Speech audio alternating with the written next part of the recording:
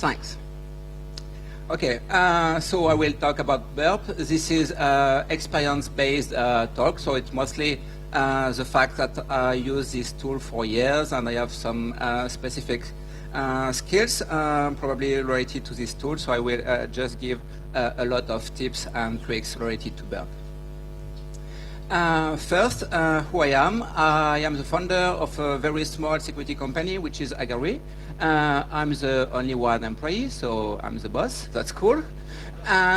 So everything is going very fine in this company. Everybody is very kind and everything.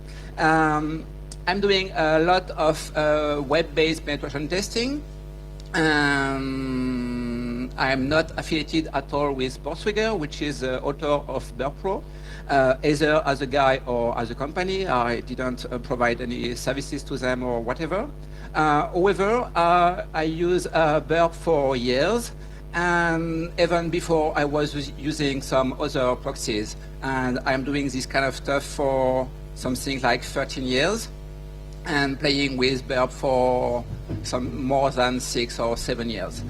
A few warnings. First, this is not about methodologies. So if you are looking for some training on how to do the recon phase, how to look for this or that kind of bug, you have some very good references online or not. I mean, the chapter 21 of the Web Application Account book is very, very, very good related to methodologies, so you probably need to read it at least once. Second warning, this is not Burp 101. I will not spend any time on introducing which kind of tools are available in Burp. And if you have no clue about what is Burp, you will probably not fully get the value of this talk, sorry. But you have some nice introduction stuff that you can read online. And everything which is demonstrated during the talk was tested by myself on some very recent version of Burp, either 1.5.11 or 1.5.14, and it should work on every recent version, but the Pro version only. Differences between the Pro and the free version and comparison with Zap. So Burp Free is way too old, and you have some limitations, like you don't have any scanner tool in the free version. You have some speed limitations in Intruder, so I spent most of the time in Intruder or Repeater, so it's very inefficient to use the free version. And you don't have any save and restore feature. So if you are working, I mean, professionally on some engagement, there's absolutely no reason to stick to the free version. It's something like 300 euros, so it's a few hours of your time, so it's really near free. And Zap, which is a OWASP project, I have so much personal legacy regarding my workflow, habits, extensions, so it's hard for me to switch to Zap. It would be very costly. And I had some bad feedback years ago related to Zap. I'm not sure the current state, but the fact is that when doing black box penetration testing, if you get some false negative, it's a very big problem. So I'm quite confident in Burp, and I would need to be as much confident in another tool in order to switch. So I will stick to Burp Pro. This is an overview of the subject I will cover.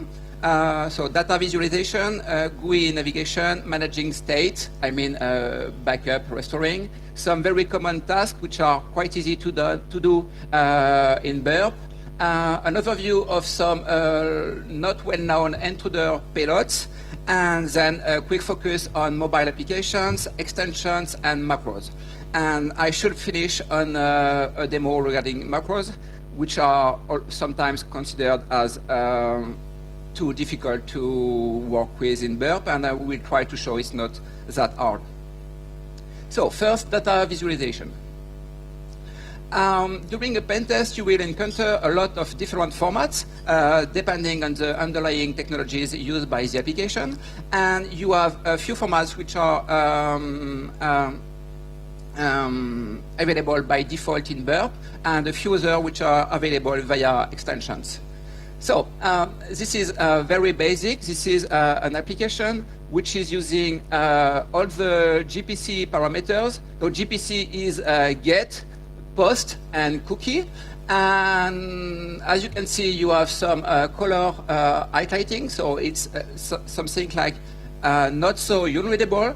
But if you want to, for example, to suppress one parameter, you will have to look for the semicolon or the ampersand, and you will probably miss it. And if you do not miss it, you will probably spend 20 seconds or 10 seconds looking for the colon, and it's already too much.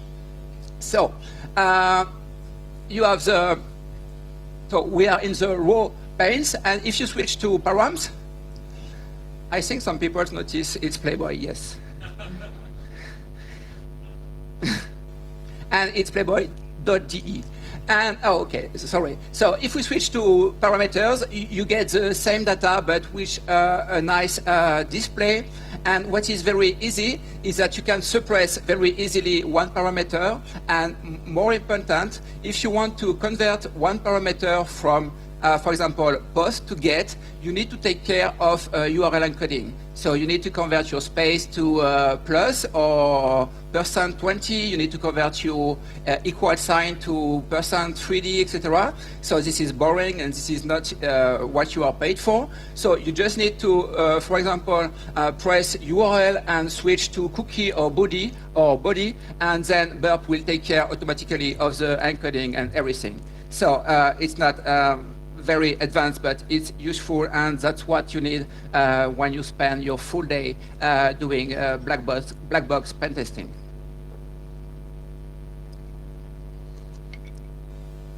So thanks to the cocktail guy, thank you, it's very good. So we have a few cocktails, sorry. This is rum and lemon, it's very tasty. Back to the talk. This is XML data. As you may know, I'm fond of XML and XSLT, but this is nearly unreadable. And you have an XML tab here, and if you click on this tab, you get this kind of output where the document is laid out with indentation and everything, and so it's much more easier to read this way.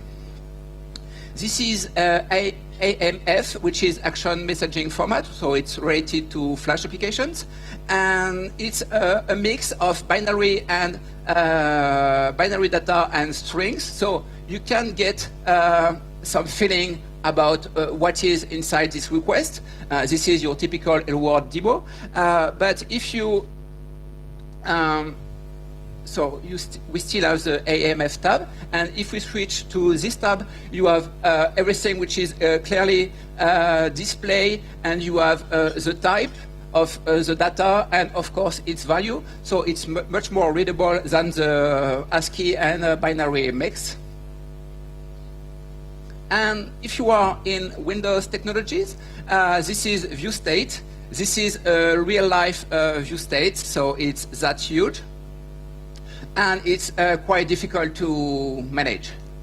So you have a view state tab, which will clearly display a lot of very clear string, name, value, and you get the array, the type of the data, and everything. So we get something similar to AMF, but for view state. So this is by default. If you, for example, if you made some very specific protocol in your pen test, you can always code an extension which will add a tab and process this specific format. And a few formats are pretty common, but not included in Burp. So we have extensions for that. So this is JSON. So this screenshot is from the Twitter API, and what can we say? Twitter is using low-case only headers, and they are sorted alphabetically. So there's probably some front end doing some post-processing. The fact is that if your application, your extension detects this kind of content type, you can apply some specific processing that we will done.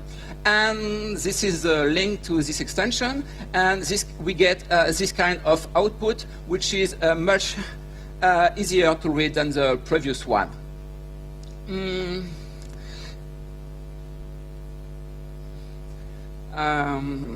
So this extension is 96 lines long, but most of the content is used to create the tab, or to create buttons, or to associate event to buttons and whatever.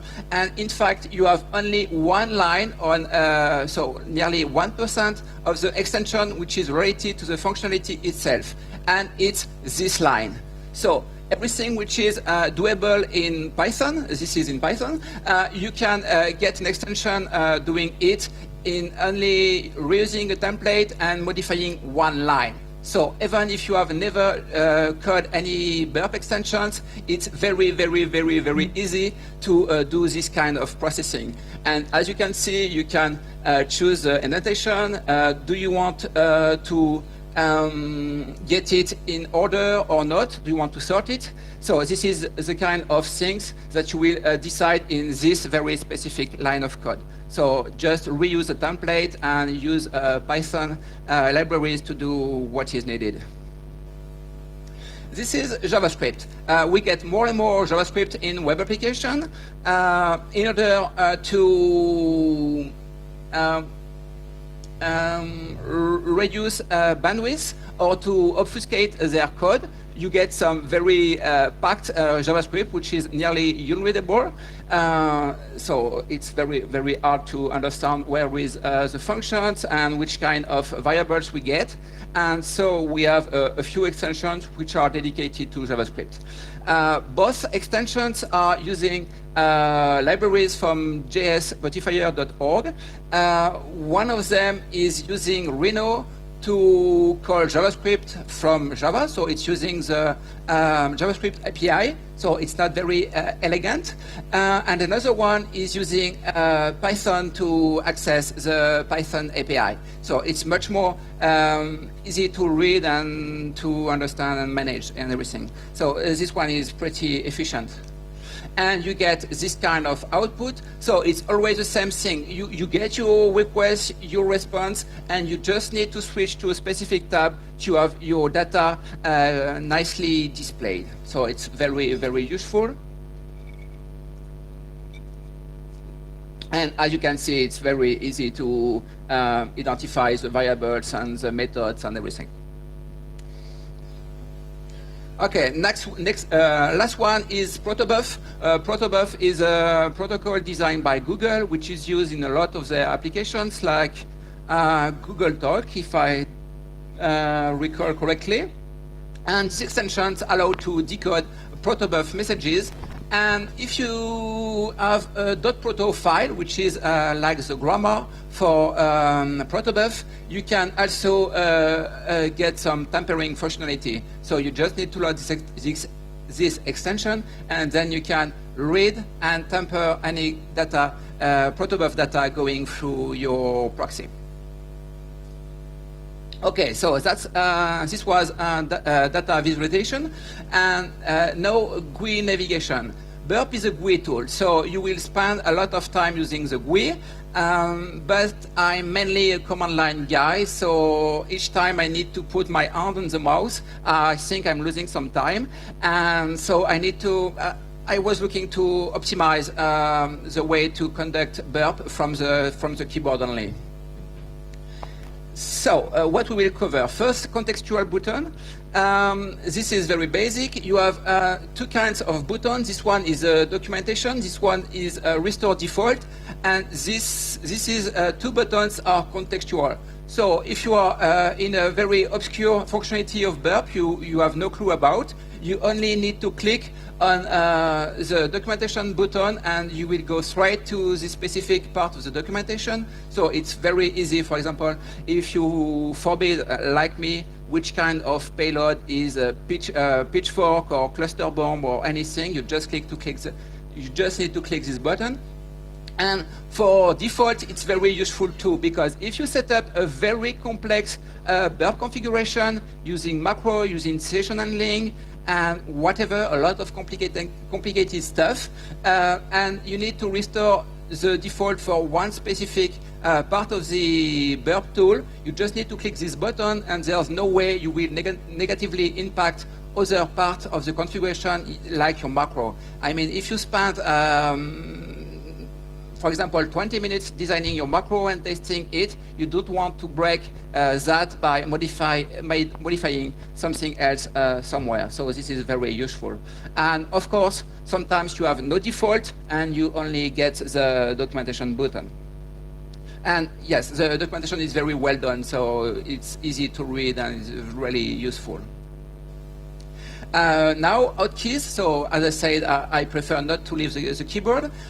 In Burp Suite, you have nearly 80 actions, which can be reached via hotkeys, and around 30 of them are defined by default. So you need to go to Option and then MISC, and then you have the hotkey configurations. And this is a few hotkeys which are useful. Most of them are defined by default. So you have the classic cut and copy and paste stuff, which is like in your word processing software.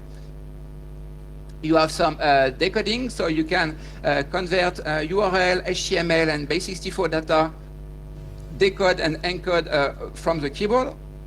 So you can do in-place replacement or not. I mean, if the part of Burp you are dealing with is, for example, the sitemap, you will get a pop-up because it's read-only. But if you are in repeater, you will modify on place the data. So it's quite well done. You can switch from tool to tool using, so it's Control-Shift and the first letter of the tab, so it's very useful. And my own personal favorite is issue repeater request. Why? This one is not defined by default, and I usually use Control-G because there's a Go button in repeater.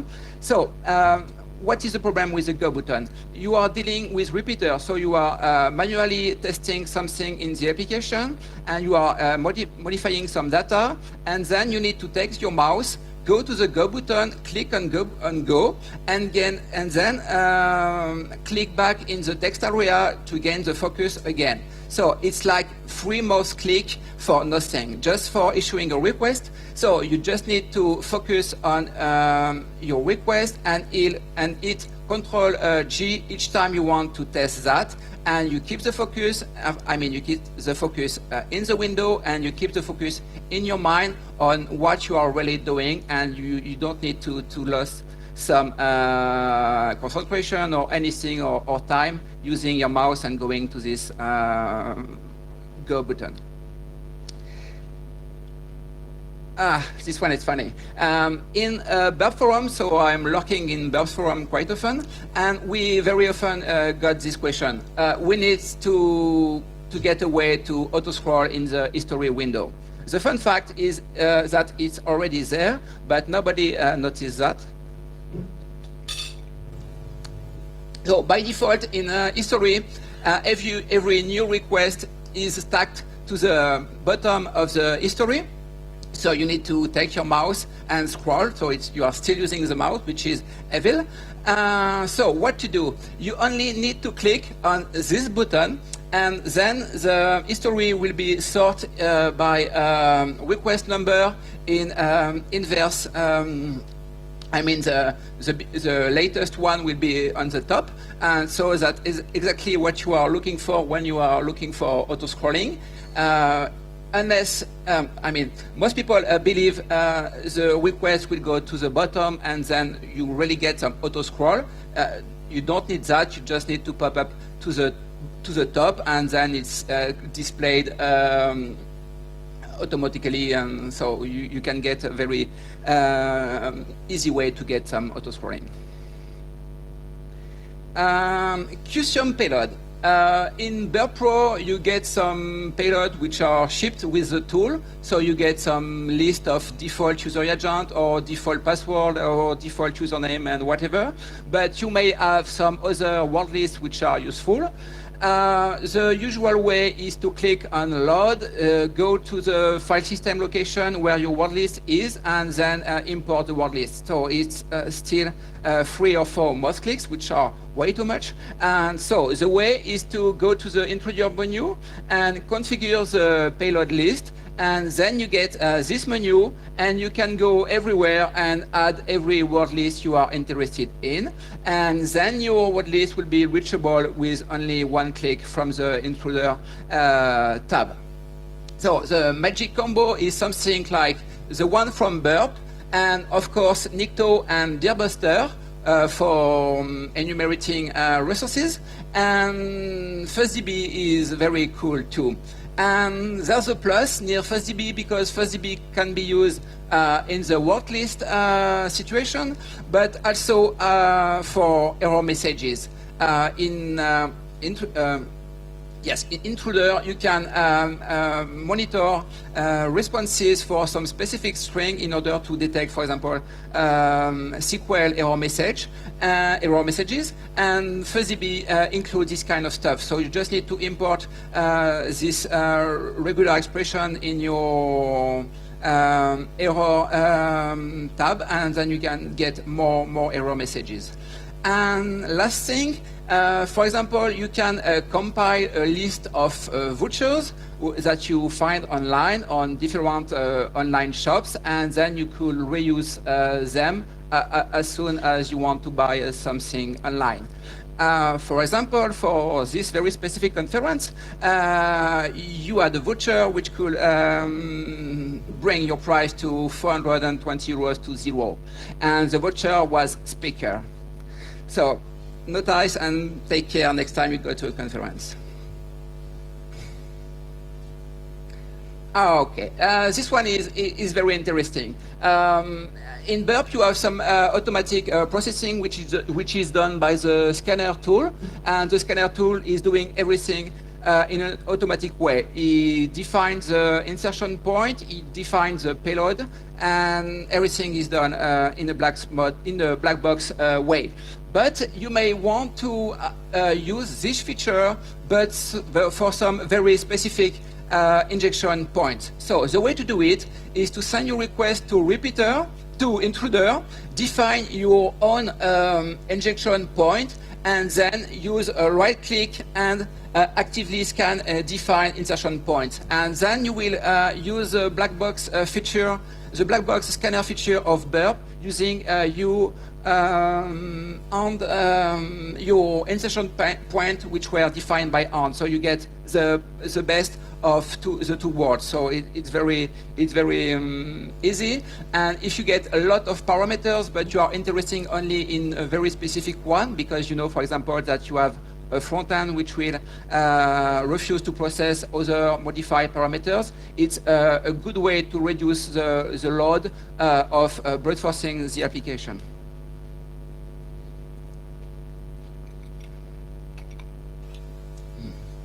So managing state, backups, and yes, mostly backups.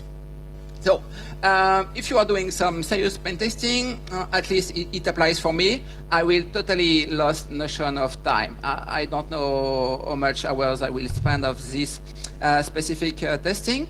And of course, I will forget to press the save button. And of course, my JVM will crash because the Murphy's Law apply. And so you will lose a few hours of your work. So it's really bad to lose your work. First, because usually you get paid for that, and you will not be paid twice because you lost your data. And it's very frustrating to have to redo the same thing that you did in the morning just because your JVM crashed during lunch. So you go to Option and MISC, and then you define some automatic backup configuration. So by default, it's every 30 minutes. You define the file system location where you want to save your backups. And backups are time-stamped, so there's no way you will overwrite previous data with a current backup. So it's well done, and you are sure you will at least get your backup from maximum 30 minutes ago. And you can use in-scope items only. If you really get something very large, it could be more efficient, I mean from a CPU and memory point of view. And of course, click backup and exit, because if you are very tired, you can hit the cross and close Burp and lose some processing, some time you spend of the tool. So this is the most defensive configuration in order not to lose anything using Burp. The only negative point is that you will get a small pop-up every 30 minutes saying, I am backupping state, and this is disturbing, and we opened a ticket on Burp forums in order to not get this pop-up, because it's disturbing and you are losing focus on what you are doing. And it's saying that you have spent 30 minutes since last backup. So you get a notion of time, and I usually don't want to get a notion of time when I'm doing pen testing. Okay, so once you have saved your state, you will need to, you can restore it. So save and restore is very useful. If your customers are advanced enough to use Burp themselves, it's very, very practical. So you get you find some vulnerabilities, you get your POC in the repeater tabs, you save the state, you send the Burp the Burp backup to your customer loads that in Burp, and you just need to click go, and in order to reproduce the vulnerability you have found. So you can win some time, because I think everybody was confronted to this situation where the customer has no clue about how to reproduce your bug. So this is very useful, but your customer needs to have a Burp Pro license. You can also use it to define your own default. If each time you use Burp, you spend 5 minutes reconfiguring the tool from the default to your own preferred situation, you just need to define what is your ideal starting point. You save this as my own default configuration, and each time you begin a new penetration test, you load this state file, and you get everything defined as you usually want it to be. So this is very cool. So you can define hotkeys, automatic backups, the scope, and a lot of things. The only negative point is that currently saving information about the extensions option is buggy, so you will lose this information. And I opened a ticket, and we are waiting for a patch, but you may consider that everything should work in a few weeks.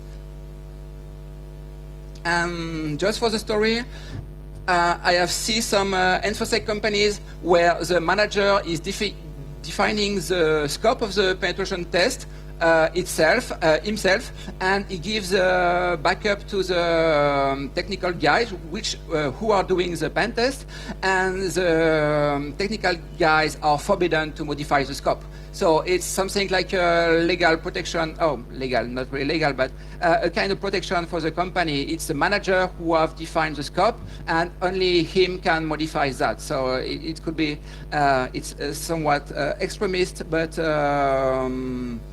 it works in some companies. Common task. So this is very, very, very, very common things that you need to know. So usually you will have to write a report at the end of your pen test, or ideally during your pen test. And one question which arises often is, okay, for example, I found this XSS using a post parameter. Is it vulnerable using get too? So you just need to take your working request, and you just right click and change request method. And if you are using get, you will switch to post, and if you are using post, you will switch to get. And like in the parameters tab, Burp will take care automatically of the encoding. So you only need to think, I want to test with a get method, and you don't need to remember anything. You can switch from get to post and not lost any time wondering about the content type or the content length or whatever. Everything is done automatically. You just need to have the functional vision of what you want to do. Non-proxy aware tools. So you may have some third-party tools, or you may have some C clients which are not supporting proxies. And of course, you want to get some proxy because you want to intercept and modify request.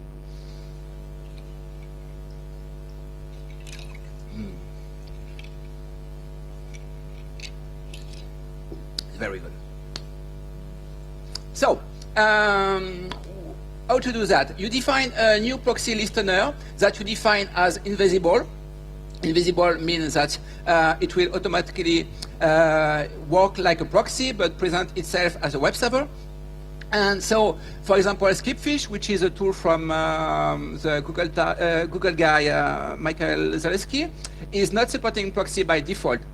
So you define your listener, which is on loopback port A7777, and you ask Skipfish to attack this port, and then Burp will automatically forward your traffic to your target, and so you can see whatever is doing your third-party tool, and you can replay and modify and everything. It's very useful. And this is working for C client too, because most of the time you have no way to get the proxy feature if it's not included by default. If it's Java, you can play with some environment variables to get proxy support, but depending on the Java API used by the C client, it may not work. So it could be the only way to do it. Okay, back to your report. So you need to take some URL from Burp to your report, or you need to take URL from a browser to Burp. And this could be complicated to do it manually. You need to define the host, the value of the host header and everything. So importing, you just need to put a URL in your copy-paste buffer, then go to Burp and paste URL as a request, and everything will be done automatically, like feeding the host value. And Burp will use some default values, for example, for the user agent, and everything which is not included in a classic URL. Exporting data, you have a feature in Burp which is copy URL, but this feature is very basic. You have no way to work with something else than Burp request, than get request, and you have no way to get the bodies, the cookies, any specific header. For example, if you are pen testing a mobile application with some specific reverse proxies, you may need to have a specific header. For example, this is an iPhone or this is an Android device, and so it's very important to get this value when sending URL to your customer or to put in your report. But luckily, there's an extension which is curl-it, and which will generate a curl command. So it's very similar to a feature which was recently introduced in Chrome Developer Tools. You can get any request and convert it to a curl command. And I think that, okay, this is some screenshot. So this is your request. So as you can see, you need, it's a post, you have some body parameters, and you have a specific cookie. And so using the Burp default feature, it will not work. But using the curl extension, you get this command line, and you can send it to somebody who only need to get an operating system running curl. So it could be any Linux or a live CD, a backtrack, or whatever, and just pass this command, and it will reproduce the exact request you were working on in Burp. So it's very useful. Okay, intruder pilots.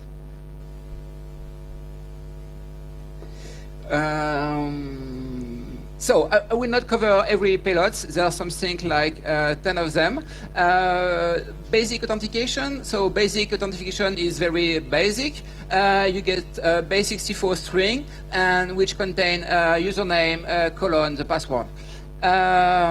If you look on blogs on how to brute force basic auth using Burp, you will find some advice like use the prefix or suffix feature, use precompiled lists that you have generate outside with your shell script, use an extension, and a lot of this kind of advice.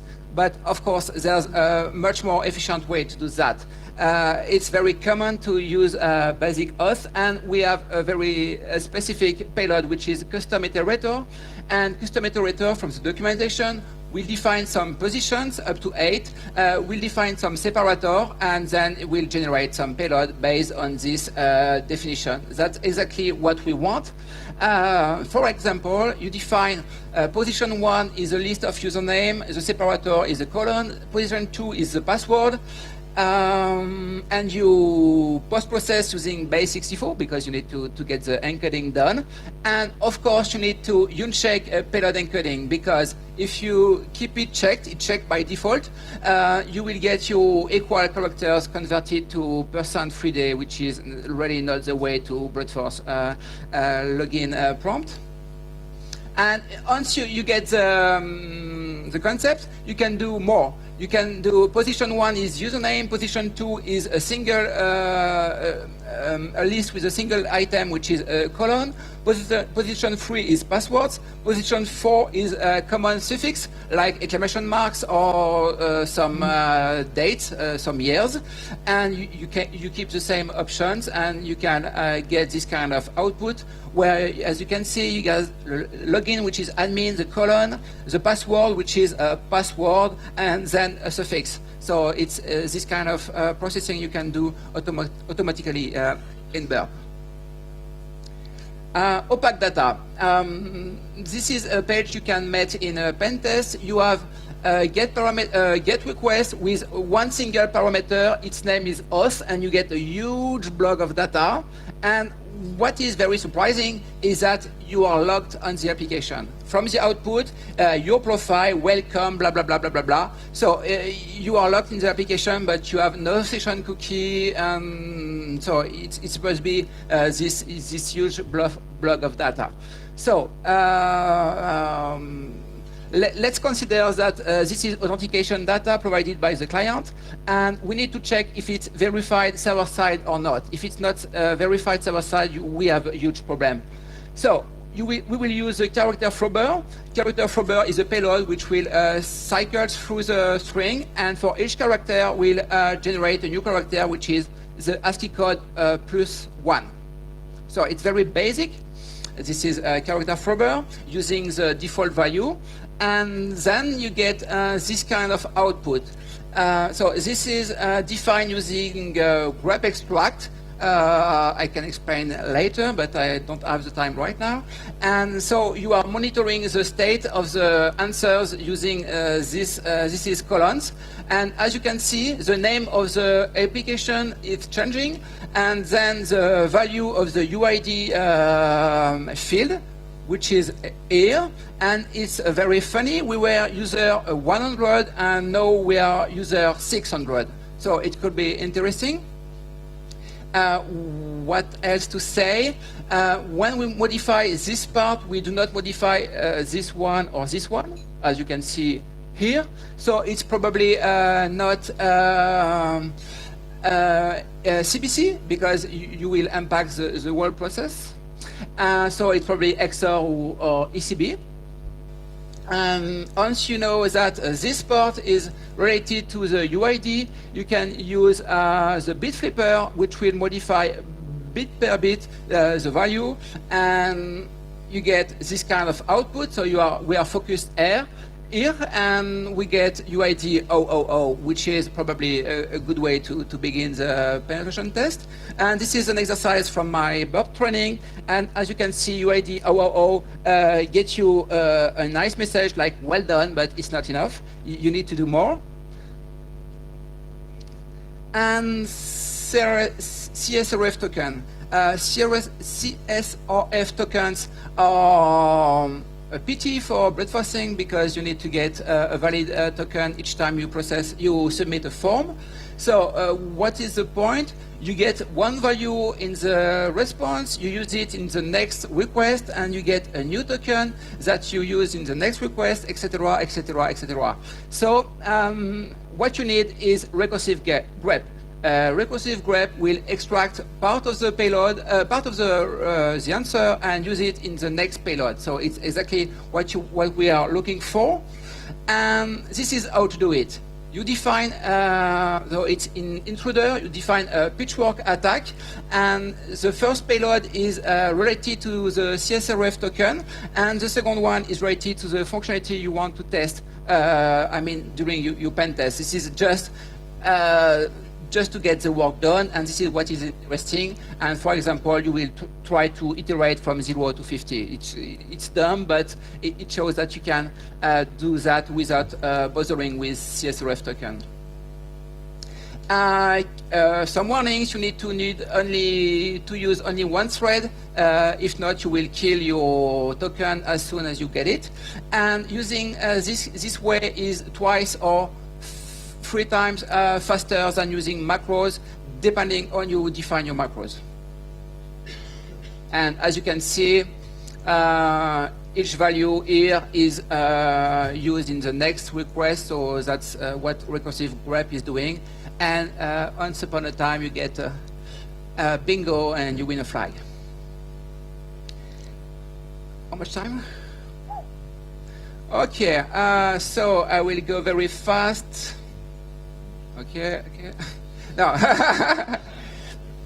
just kidding. If you are using Android and proxy Dory in order to redirect your mobile application to Burp, you may use the DNS proxy and access your Burp history from your mobile device, so you don't need to go to your main computer each time you need to check your request. But you will break SSL trust model. So, for example, if you connect to Play Store using this kind of setup, you will get this kind of output. It's in French. It's no connection. Please try again. And so what you need to do is import your Burp CA certificate in your mobile device. And a very easy way is to just hit this URL from your proxy browser, and you will get the certificate to download directly to your mobile application. So it's quite easy. And you get this output, and then you can debug Play Store or hack Play Store, depending on your mode. Developers tools. Some browsers are missing common features like developer tools, for example, on iPad. And Firebug Lite is a Firebug bug in JavaScript.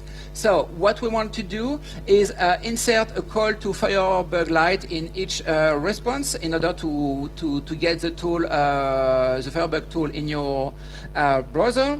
And as you can see here, it's an extension that I wrote, which is JavaScript Injector, which works fine with BIF, the XSS framework. Thanks, Mikkel, for your tool. And it works fine with doing a man in the middle for mass spawning clients too.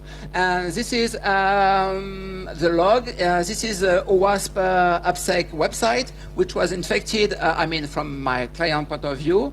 And then this is a mobile browser, and I got the DOM processing debugging tool directly on the mobile browser. Okay, I will need to go very fast. So, some extensions. Next talk is by Roberto, who is here, and which will introduce a very sexy Burp extension, which is very complex and everything. So, you just need to... Yeah, it's that complex. It's creating new tabs with a lot of buttons, and it can control third-party external tools from the extensions. It's really the way you can do complex things in Burps. And I just want to show macros. Oh, this is a very extreme situation. Can I do just this part? And thank you. So, the application is authenticated. your session is lasting for 15 seconds only, but you want to work as usual, as if sessions were not here, or you are not automatically disconnect from your session and whatever. So you want a repeater and scanner and whatever. So this is some details. The first page of the application is processing a login form. The username is user33, the password is secret, and then you access the Meet. The Meet is a page which displays your session status, how much time you left you have in your session, and then you have a form, and you need to find one value which is between 1 and 100. So it's easy to do, but you have this session problem. So you can create some macro and do it automatically. And when developing macros, you have this very useful button, which is like the macro debugger, and you will get this kind of output, and you will see everything which is done under the hood by Burp when processing your macro. So it's really the best way to debug your macro. And as you can see here, we check if the session is valid. The session is considered as invalid, so we will use a macro to log to the application and then do a processing. So as a user, you don't need to care anymore from your session. And I will try the live demo. Where is, okay. So this is the application. As you can see, I logged in the application. I get a form, I submit one. I still have 9 seconds left in my session. I try 2, then 1 second left. Then I will try 3, and I will be redirected to the login page, and then I will to log again, etc., etc., etc. And that's what we want to do in an automatic way. So I define one session handling rule and one macro, which is the fact of logging as user 33. And so this is the request. I will try to check value 1, okay? And as you can see, I have no cookie, so there's no way I'm authenticated on the application. I will click on Go. The macro stuff will do its job, and then I will get a new session, which is just created. I have 14 seconds left, and I got a cookie which was added automatically here, and everything is done perfectly well. And if I go to intruder, I can define some processing, like going from 1 to 100 using the macro.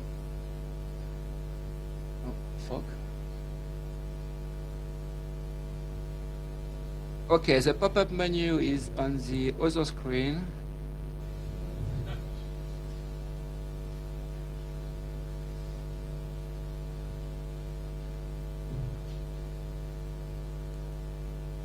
Yes.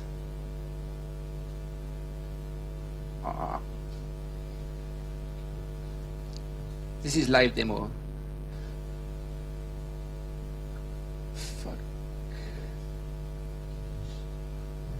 Okay.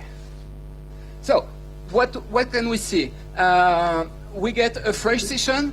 This is the number of seconds left, and this is a try again. So as soon as we get an item not clicked, we get the right value.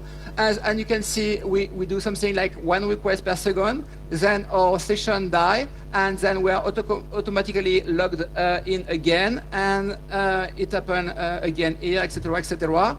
And then this is not checked, so we found the value, and the value was 43. And we don't need to take care of the session handling anymore.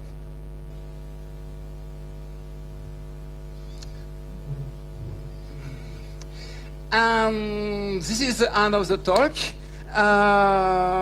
Thank you for your attention. If you have any questions, this is not the right time because I was too long, but you can meet me whenever you want and ask questions.